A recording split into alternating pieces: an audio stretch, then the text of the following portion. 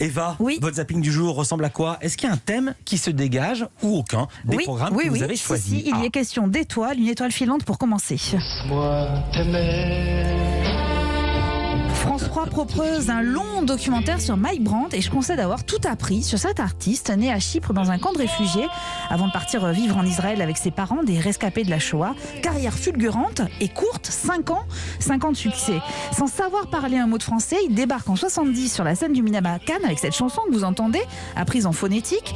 Et en quelques secondes, les Français et les Françaises, surtout, succombent à son charme et à sa voix.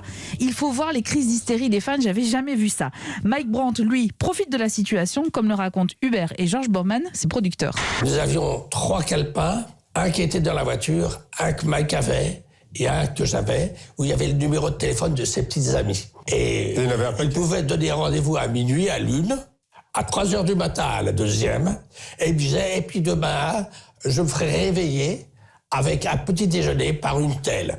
Et voilà, Mike Brandt qui profite de la vie, donc, et Mike Brandt qui déteste la vie. En 73, il est très marqué par sa visite aux soldats israéliens engagés dans la guerre du Kippour. Il en revient totalement traumatisé et c'est le début d'une lente dépression.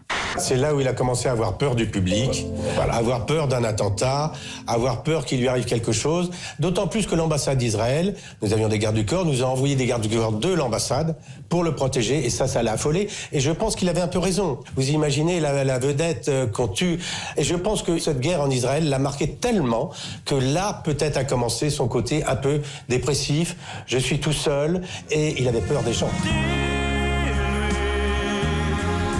Dernière chanson de Mike Brandt, enregistrée quelques jours avant son décès, c'était le 25 avril 1975. Il met fin à ses jours en sautant par la fenêtre dans des conditions qui restent assez mystérieuses, comme le raconte ce documentaire très complet, réhabilitant totalement le chanteur à succès. Et sur France 5, une autre étoile illumine l'écran, le danseur et chorégraphe Boris Charmatz. Il y a un peu plus d'1 an, il préparait un immense spectacle de danse prévu dans la nef du Grand Palais. 400 danseurs étaient attendus. Ça, c'était avant la pandémie. Avec la pandémie, ils ne seront qu'une dizaine au bout du compte à danser pendant 12 heures au cœur de ce site historique, sans public mais sous l'œil des caméras qui vont capter ce spectacle que vous pouvez découvrir après un documentaire retraçant cette année chaotique. Ça aurait dû s'annuler 15 fois ce projet du Grand Palais et c'est quand même maintenu. Transformé, mais maintenu. Danser, c'est une forme de résistance. Nous avons besoin de danser. C'est extrêmement émouvant de le voir danser après 12 mois de péripéties, un voyage au cœur de la création à découvrir sur France 5 dès 20h50 et Mike Brandt vous attend sur France 3 à 21h05. Merci beaucoup Eva Rock.